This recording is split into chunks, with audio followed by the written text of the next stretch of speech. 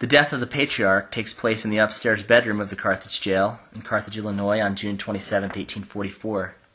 Here the prophet Joseph Smith, his brother Hyrum Smith, John Taylor, and Willard Richards were attacked by an angry mob of over 100 men.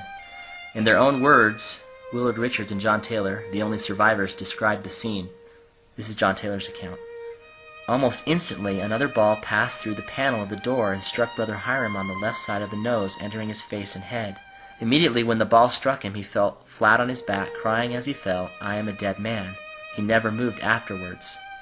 I shall never forget the deep feeling of sympathy and regard manifested in the countenance of Brother Joseph as he drew nigh to Hyrum, and leaning over him, exclaimed, "Oh, my poor dear Brother Hyrum."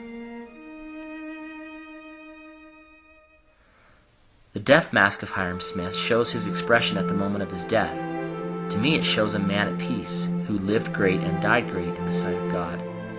I wanted to capture that moment of peace for the Patriarch as he finished his mortal life and slipped on to where traitors and tyrants would fight him in vain. I felt that the sadness expressed by the prophet Joseph in seeing his faithful brother fall would be a mixture of grief, brotherly love, and respect, which is a difficult emotion to capture. This, of course, was all happening in a matter of seconds, so the prophet would have had to have been quick in his grief, for there was still death coming from the door and the window. John Taylor talks about the room being filled with smoke. And if you've ever seen Civil War reenactments or other films where they're using this old-style black powder gun, it pushes the smoke out. I mean, it's a smoke machine. So this room would have been just really full of smoke. But for artistic reasons, so you could see their faces and see these details, I lessened the smoke.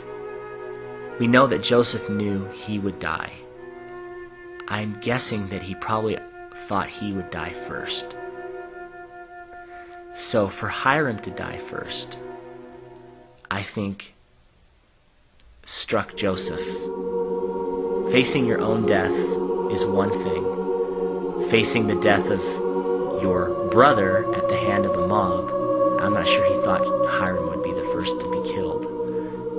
You talk about people saying that their whole life flashes before their eyes when their own death is about to happen.